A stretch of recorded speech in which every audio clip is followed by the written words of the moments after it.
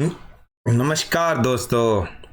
और एक बार आपका फिर से स्वागत है फॉर अकाउंटेंसी ओनली चैनल पे, जिसमें हमारा जो लेटेस्ट डिस्कशन चल रहा है वो चल रहा है गुड्स एंड सर्विस टैक्स, और उसका अकाउंटिंग ट्रीटमेंट हम बुक्स ऑफ अकाउंट में कैसे करेंगे। How we record goods and service tax entries in books of accounts, ये चीज़ हमारा चल रहा है। लास्ट टाइम मैंने आपको बताया था दो तरह के टैक्सेस होते हैं। जीएसटी के अंदर एक इनपुट टैक्स होता है और एक आउटपुट टैक्स होता है। ये क्लास थोड़ी लंबी हो सकती है क्योंकि इसके अंदर मैं आपको सारी कंडीशन बताऊंगा जिसके अंदर आईटीसी अवेल करने की कंडीशंस हैं। वो कंडीशंस आईटीसी अवेल करने के लिए कंडीशन सारी की सारी देखनी पड़ती हैं हमें, और किस तरह से इनपुट टैक्स जो हमने पे किया है वो आउटपुट टैक्स के पेमेंट में एडजस्टमेंट किया जा सकता है, वो चीज़ हमें देखना पड़ेगा। तो now come to those 12 condition of availing ITC. The fulfillment of this is very necessary to avail the input credit tax. ये अवेलमेंट कैसे होता है? जो हमारा आउटपुट टैक्स होता है उसमें आउटपुट टैक्स को ये इनपुट टैक्स क्रेडिट से माइनस कर दिया जाता है।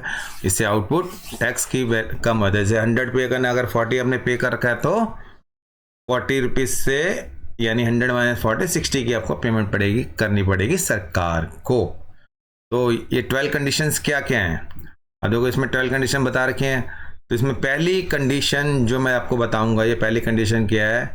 ये फर्स्ट कंडीशन है, such input tax credit is eligible for claims if the goods और service purchase are furtherance use for business purpose. सबसे पहली कंडीशन यही है कि ये हमारे फर्दरेंस ऑफ बिजनेस के लिए होनी चाहिए। फर्दरेंस बार बार बोल रहा हूँ, फर्दरेंस ऑफ बिजनेस मतलब हम एंड यूजर नहीं होने चाहिए इसके। फर्दरेंस ऑफ बिजनेस के लिए होनी चाहिए। हम एंड यूजर नहीं है ना, हम इसे पर्सनल यूज के लिए यूज करेंगे, बिजनेस के लिए आगे बढ़ावा देने के लिए ही करेंगे।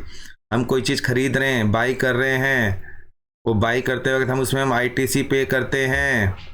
वो आईटीसी पे करने के बाद उसमें हम अपना कुछ एडवर्टीजमेंट वगैरह कुछ भी करके उसे आगे हम बेच देते हैं, सेल कर देते हैं। यहाँ पे फिर दोबारा टैक्स बन जाता है, ये आउटपुट टैक्स होता है। जो ऐसा तो नहीं है जो चीज़ आपने 100 में खरीदी 10 का टैक्स दिया, 110 आप 110 में ही बेच दोगे, नहीं। ये हमने इसे बेचा 150, तो 150 में 15 रुपये का टैक्स हमें आगे सरकार को देना है।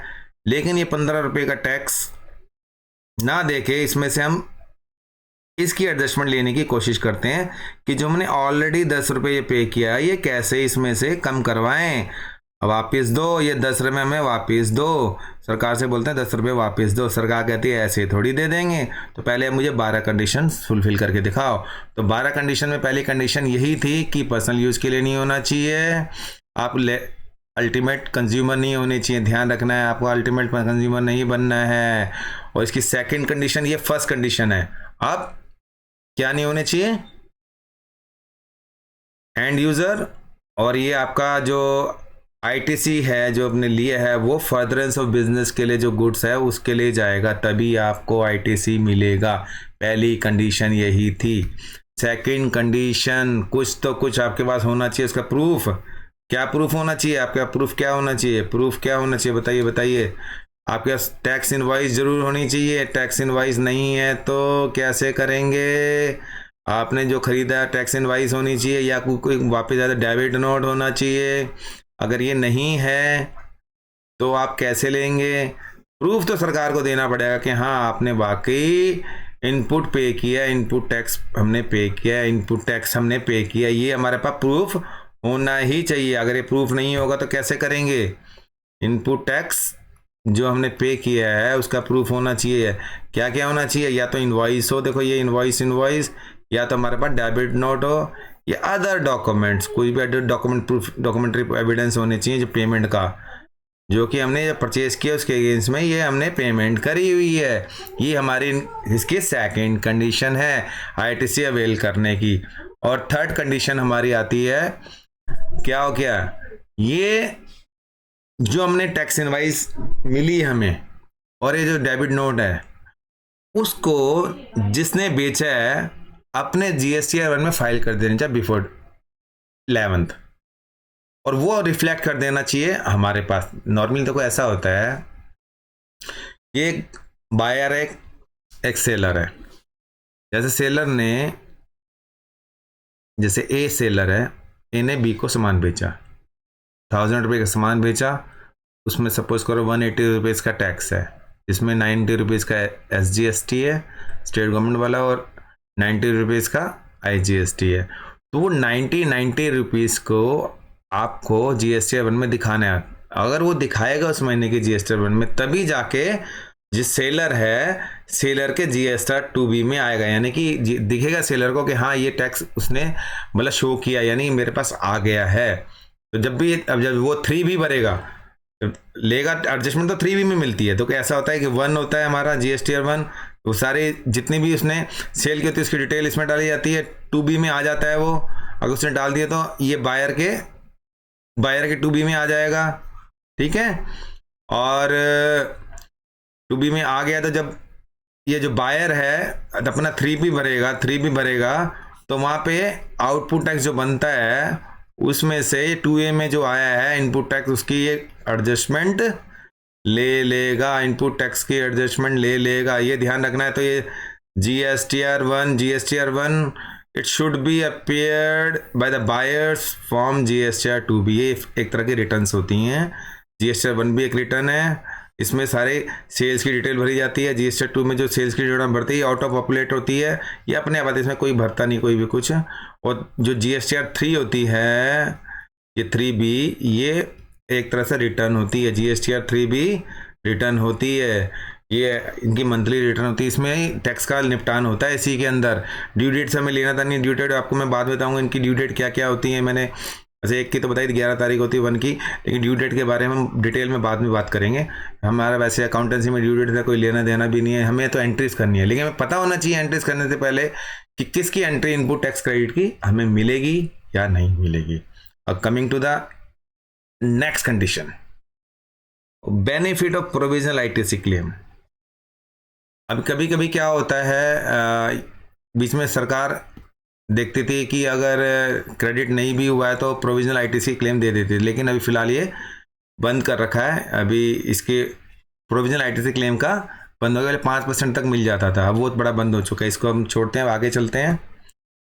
Buyer has actually received the goods and service, ये तो बहुत बड़ी बात है। ये इसके बिना तो आप कैसे ले सकते हो भाई? आपने सामान खरीदा, मैंने सामान किससे खरीदा? राम से, गुड़गांव से सामान खरीदा, गुड़गांव से जाके मैंने मंगवाया सामान। सामान आना था दिल्ली, दिल्ली सामान आया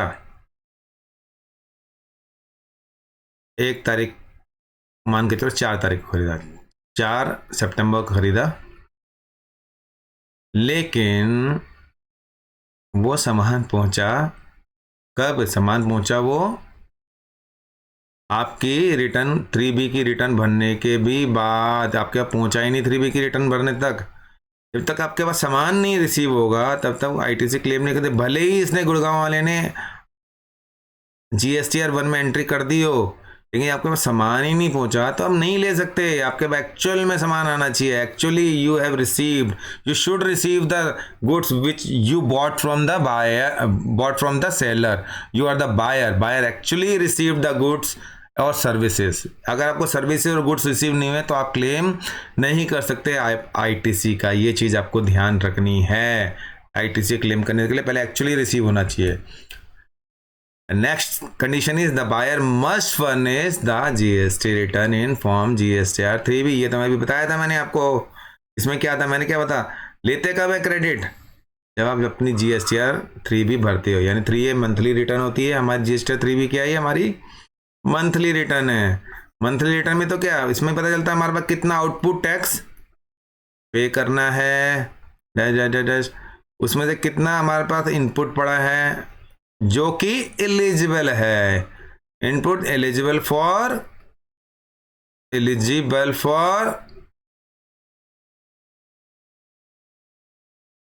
क्रेडिट। और एलिजिबल के लिए क्या कंडीशन है? जो मैंने 12 कंडीशन बता रहा हूँ वही। और इतना टैक्स हमें पे कर देना है। मंथली क्रेडिट जो पेमेंट होगी इसी से होगा। तो बायर मस्ट, इसका मतलब बायर को रिटर्न तो भरनी पड़ेगी जीएसटी 3B, इसकी मंथली रिटर्न होती है, उसके बाद ही इसको क्रेडिट मिलेगा, अदरवाइज नहीं मिला, बिना रिटर्न भरे क्रेडिट नहीं मिलता। ये चीज हमें ध्यान रखो। नेक्स्ट, आप देखो, अगर गुड्स को इंस्टॉलमेंट में मंगा रहे हैं तो आईटीसी तब मिलेगा जब तक लास्ट माल ना आ जाए। मान लो जैसे मैंने कहा कि आप मुझे 1000 क्वांटिटी भेज दो, वो क्या करा है, 300 उसने 5 तारीख को भेजी, 300 उसने 15 तारीख को भेजी, 300 उसने 3 तारीख को भेजी, अभी 100 बची हुई है। 100 3B तक पहुंची ही नहीं, 3B भरने तक। तो क्या करेंगे, इसका मतलब वो आईटीसी क्लेम, नो आईटीसी जब तक लास्ट इंस्टॉलमेंट भी नहीं आ जाती। किसकी? गुड्स की, जो हमने इनपुट टैक्स पे करके लिया है। तो ये चीज बहुत जरूरी है कि लास्ट इंस्टॉलमेंट जब तक नहीं आएगी तब तक आपको आईटीसी नहीं मिलेगा। आईटीसी मिलने के लिए लास्ट इंस्टॉलमेंट का आना बहुत जरूरी है। हमारी नेक्स्ट कंडीशन भाई 180 दिन की कंडीशन आ जाती है। अब हमारा जो बायर को होता है, must pay towards the supply of goods और services within 180 days. 180 days का कॉन्सेप्ट बहुत जरूरी है। From the date of invoice, अगर आपने इनवॉइस डेट जब थी आपकी उसके 180 दिन के अंदर पे नहीं किया है तो इसका मतलब आपकी आईटीसी लैप्स होगी। लैप्स हमेशा के लिए नहीं, लैप्स हमेशा के लिए नहीं, जब पे करेगा वो दोबारा ऐड हो जाएगी, जब पे करेगा वो दोबारा ऐड हो जाएगी, ये ध्यान रखना है। और लायबिलिटी में कब तक मिल सकता है? सिर्फ 180 डेज तक आपको सामान बेच दिया आपने, तो 180 दिन में पेमेंट नहीं करी तो आपका वो वापस लायबिलिटी, आउटपुट लायबिलिटी में बन जाएगा, वापस डेबिट हो जाएगा, आउटपुट लायबिलिटी बढ़ा देगा। ITC claim will be reinstated कब होगा? जब पेमेंट हमारी दोबारा सप्लायर को हो गई है। सप्लायर को पेमेंट कर दें तो रीइंस्टेट हो जाएगा, नहीं तो क्या करते हैं, हमने आईटीसी ले ली, आपको बता दें 180 दिन के अंदर पेमेंट नहीं की, आईटीसी लेके बैठे हैं, तो क्या कहा बेटा, गवर्नमेंट कहेगी नहीं, इसका वापस आउटपुट टैक्स जो इसका अगले महीने की रिटर्न है जो 3B में, उसमें जोड़ दो। अरे जोड़ दो, बोला यार पेमेंट नहीं की थी तो जोड़ दिया, ठीक है, बन पे कर दिया, लेकिन क्या पैसे आए, उसने सप्लायर का पेमेंट किया अगले महीने, तो फिर आईटीसी बन गई उसकी, तो ITC again will created, reinstate हो जाएगी, रीइंस्टेट हो जाएगी। ये चीज़ ध्यान रखना। 180 दिन की कंडीशन, जो हमारी 180 दिन की कंडीशन है, ये बहुत जरूरी है। ये 180 दिन की कंडीशन, 180 दिन के अंदर आप सप्लायर को पे कर दो, जरूर कर दो, नहीं तो आपकी आईटीसी गई। कब तक के लिए? जब तक आप पेमेंट नहीं करते, नेक्स्ट उसकी पेमेंट नहीं करते। अगला, ये तो बहुत बढ़िया चीज है, ये चीज है कैपिटल गुड्स की। ये मैंने थोड़ा पिछली बार बताया भी था, क्लेमिंग डेप्रिसिएशन और नॉट। जब हम कैपिटल गुड्स खरीदते हैं, कैपिटल गुड्स मतलब मशीनरी, प्लांट, कुछ भी कैपिटल गुड्स खरीदते हैं, उसकी आईटीसी तब क्लेम कर सकते हैं जब आप डेप्रिसिएशन नहीं क्लेम करेंगे। किस पे? डेप्रिसिएशन तो क्लेम करना है, नहीं तो कैसे होगा भाई यार, ये तो एमोटाइजेशन होगा, एमोटाइजेशन ऑफ गुड्स है। आपका रेवेन्यू कॉन्सेप्ट है वो हिल जाएगा पूरा, एक्रूअल इनकम हिल जाएगी। तो आपको डेप्रिसिएशन तो क्लेम करना है, लेकिन डेप्रिसिएशन का अमाउंट की बात कर रहे हैं। 100 रुपये की चीज़ खरीदी जिसमें 15 रुपये का इनपुट टैक्स तो 115, अगर आपने 115 के अंदर डेप्रिसिएशन क्लेम कर रहे हैं तो नो आईटीसी। अगर आप 100 रुपये में डेप्रिसिएशन क्लेम कर रहे हैं तो यस आईटीसी मिलेगी, आईटीसी आपको मिलनी है। तो ये चीज़ ध्यान रखनी है। अगर डेप्रिसिएशन के अमाउंट में आईटीसी जुड़ा हुआ है, यानी उसकी वैल्यू में आईटीसी जुड़ा हुआ है, तो आपको आईटीसी नहीं मिलेगा। और ध्यान रखना है उसका आउटपुट जो टैक्स होगा उससे एडजस्टमेंट नहीं होगा। नेक्स्ट, आप देखो, ITC on tax invoice debit not belonging to the financial year must be claim within the time limit given by the GST provision. GST provision क्या है? वो जीएसटी प्रोविजन के अंदर बोला है विद इन टाइम लिमिट आप इसको claim कर लो, नहीं तो आपका लैप्स हो जाएगा। टैक्स इनवाइस जो होती है और डेबिट नोट होता है बिलोंगिंग टू एक पर्टिकुलर फाइनेंशियल ईयर का, नहीं तो लैप्स हो जाता है। कब तक उसका होता टाइम, तो उसका टाइम होता है कब तक, 20 अक्टूबर होता है, या ड्यू डेट एनुअल रिटर्न भरने तक का। उस अगर एनुअल लेटर पहले भरती तो एनुअल लेटर की डेट तक, नहीं तो 20 अक्टूबर तक आपको इसको क्लेम कर लेना है। टाइम लिमिट है, उस टाइम लिमिट के अंदर क्लेम कर लेना। क्लेम नहीं किया तो बेकार हो जाएगा। ये चीज़ आपको ध्यान रखनी है। ये एक बढ़िया कंडीशन है आईटीसी क्लेम करने के लिए, आपको ध्यान रखना है। ओ अब देखो, common credit of ITC must be identified and split as it is use together for selling both exempted and taxable supplies. मैंने आपको बताया था जो एग्जेम्प्टेड सप्लाई होती है और नॉन टैक्सेबल सप्लाईज होती हैं, और एक जीरो रेटेड होती है। जीरो रेटेड में तो मिलता है क्लेम आईटीसी का, इन दोनों में नहीं मिलता। लेकिन एक ऐसा है जिसमें कि सप्लाई ऐसी है कि जिसमें एग्जेम्प्टेड भी है और टैक्सेबल वाली भी है, तो इसका स्प्लिट करना बहुत जरूरी है। ठीक है, अगर स्प्लिट नहीं करेंगे, जो स्प्लिट करने के बाद जो एग्जेम्प्टेड है उसमें से उसका नहीं मिलेंगे हम। अब मान के चलें कि इससे दोनों बनती हैं, 40% तो बनती है टैक्सेबल वाली, 60% वाली बनती है एग्जेम्प्टेड वाली। तो 40% वाली, यानी अगर आपने 100 रुपये का आईटीसी पे किया है तो उसका 40% का ही जो टैक्सेबल बनती है, वो 100 का 40% नहीं, 40 रुपये का ही आप क्लेम ले आईटीसी ले सकते हैं। ये 60 रुपये का नहीं मिलेगा। क्यों नहीं मिलेगा? क्योंकि वो तो एग्जेम्प्टेड बन रहे हैं, उससे एग्जेम्प्टेड गुड्स आ रहे हैं, 60% तो एग्जेम्प्टेड गुड्स में चले जाते हैं, तो नहीं मिलेगा। ये चीज़ आपको ध्यान रखनी है, ये बहुत ज़रूरी है, क्योंकि जब स्प्लिट करना बहुत ज़रूरी है। स्प्लिट नहीं करोगे तो आप नहीं बता पाओगे कितना है, कितना मिलेगा, कितना नहीं मिलेगा। 17.5 का आ गया, ये बहुत इंपॉर्टेंट चीज़ है, ब्लॉक क्रेडिट जिसे हम कहते हैं ब्लॉक क्रेडिट। ब्लॉक क्रेडिट है क्या? ब्लॉक क्रेडिट में ब्लॉक यानी कि कुछ आईटीसी ऐसे होती हैं, भले ही हमने इनपुट टैक्स पे किया, लेकिन सरकार कहती है नहीं भाई नहीं ले सकते, भले आपने वो बिजनेस में यूज कर रहे। एक एग्जांपल जैसे व्हीकल, इस पे तो अलग से एक क्लास ही बन जाएगी कौन कौन से ब्लॉक क्रेडिट हैं। इसके लिए मैं 5-6 मिनट का एक वीडियो बना दूंगा, उसमें आपको बता दूंगा कौन कौन से ब्लॉक क्रेडिट होते हैं। ये ब्लॉक क्रेडिट है, इस पे सरकार कहती है भले ही आपने बिजनेस में यूज़ कर रहे हैं, भले ही आपने उसमें आईटीसी पे करी है, और भले ही आपने सप्लायर को पेमेंट कर दी, बाकी सारी कंडीशन हमने फुलफिल कर दी हैं जितनी भी बताई हैं, लेकिन आपको नहीं मिलेगा। क्योंकि ये क्या है? Block credit defined under section 17(5) CGST act. ये इसके अंदर हमें आपको बताना है ये चीज़। ये सारी हमारी कंडीशंस थी जिसके अंदर हम 12 कंडीशन, हमने क्या क्या डिस्कस किया, 12 कंडीशन डिस्कस कर चुके हैं। 12 कंडीशन हमारी कितनी कंडीशन थी? 12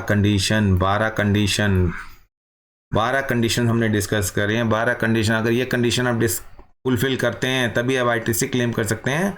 इसमें से आउटपुट टैक्स में से जो आपका आउटपुट टैक्स बनता है उसमें से आईटीसी क्लेम कर सकते हैं। तो ये 12 कंडीशंस हैं हमारी, हमने सारी इसमें डिस्कस करी हैं। 12 की 12 कंडीशन, एक एक कंडीशन हमने देखी है। 12 कंडीशन में पहले ये थी कंडीशन जिसके अंदर मैं बताया था फर्दर बिजनेस होना चाहिए।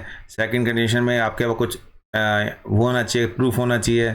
थर्ड कंडीशन में मैंने बताया था कि उसमें GST 1 उसे डाल देना चाहिए और वो हमें पॉपुलेट करनी चाहिए, और GST 3 के अंदर जाके क्लेम करेंगे फिर हम। और प्रोविजनल आईटीसी क्लेम का मैंने बताया, ये अभी प्रोविजनल आईटीसी क्लेम देना बंद कर रखा है। और फिर अगला बायर के बाद सही में रिसीव हो जाने चाहिए गुड्स। अगर गुड्स रिसीव नहीं होगा तो आईटीसी आप तब तक क्लेम नहीं कर पाएंगे। और GST 3 भी इसको जो बायर है उसको भरनी चाहिए, बिना आप GST 3 भी भरे आपको क्लेम नहीं मिलेगा आईटीसी का। और दूसरा, अगर इंस्टॉलमेंट में या लॉट्स में आ रहे हैं तो जब तक पूरा लॉट नहीं आ जाता, लास्ट लॉट नहीं आता, तब तक आप आईटीसी क्लेम नहीं कर सकते। और बायर को 180 डेज के अंदर सप्लायर का पेमेंट करना, अगर नहीं पे कर पाता है तो वो लैप्स हो जाएगा, लेकिन दोबारा रिवाइव हो जाएगा कब, अगर आप दोबारा पेमेंट कर देते हैं उसके बाद भी, तो वो वापस आपके आईटीसी में आ जाएगा, फिर बाद में आप उसको क्लेम कर सकते हैं। और उसके बाद कैपिटल गुड्स के केस में अगर डेप्रिशन के साथ क्लेम कर रहे हैं उसको तो नहीं मिलेगा, डेप्रिशन के साथ क्लेम नहीं करें तो मिलेगा आईटीसी कैपिटल गुड्स के ऊपर। और दूसरा मैंने ये बताया विद इन टाइम लिमिट 20 अक्टूबर तक, और एनुअल जो एनुअल रिटर्न है उसकी डेट से पहले, दोनों में विच एवर इज अर्लियर, उससे पहले अगर अपने क्लेम कर लिए तो ठीक है, नहीं तो ओके बाय बाय टाटा ऐसे हो जाता है इसमें। और दूसरा मैंने बताया कि अगर स्प्लिट करने की नौबत आती है, अगर एक से टैक्सेबल में भी जाता है उसमें एग्जेम्प्टेड में भी जाता है, तो दोनों को स्प्लिट करो आईटीसी को, कितना परसेंट टैक्सेबल में गया कितना परसेंट एग्जेम्प्टेड में गया, जितना टैक्सेबल में गया उतने का ही क्लेम करो, उससे ज़्यादा मत क्लेम करो, ये ध्यान रखना। ये हमारी चीज़ें थी। और एक ये चीज़ है सेक्शन 17(5) ब्लॉक क्रेडिट, ये मैं इसके ऊपर अलग से एक लेक्चर बनाऊंगा, जिसके अंदर है कुछ पॉइंट्स हैं जिसके अंदर बताया गया 7-8 पॉइंट हैं कि ये कंडीशंस, ये कंडीशन, ये आइटम्स हैं, इवन हमने पे किया है, even we paid ITC for that, but we are not eligible to claim credit for this. what are those condition, we will discuss in a separate lecture, क्योंकि ये video बहुत बड़ा हो जाएगा इसलिए हम आगे डिस्कस नहीं कर रहे इसको। और अगली बार फिर मिलेंगे एक बढ़िया क्लास लेते हुए, जिसमें जनरल एंट्री तो मैंने आपको बता दी है और इसकी बेहतरीन जनरल एंट्री आपको बताऊंगा। मैं होप करता हूँ जीएसटी का थोड़ा बहुत फंडामेंटल आपको क्लियर हो गया होगा। वैसे जीएसटी अपने आप में बहुत वास्ट सब्जेक्ट है, मैं चाहता था इसी 12 पॉइंट के ऊपर आप 12 घंटे के लेक्चर ले सकते हैं, लेकिन नहीं, आपको ब्रीफ में बताना जरूरी था, क्योंकि आपको पता होना चाहिए कब कब आईटीसी क्लेम कर सकते हैं। आपने पता चला आईटीसी की एंट्री मार दी, टैली में आईटीसी ले ली और 3B में निकाल के ले गई, पता चला कंडीशन ही फुलफिल नहीं हुई है, तो वो आपका क्या होगा, पेनल्टी वगैरह लग सकती है। तो इसलिए इसकी नॉलेज होना बहुत ज़रूरी है। तो हम मिलेंगे अगली क्लास में, तब तक के लिए थैंक यू, गुड बाय।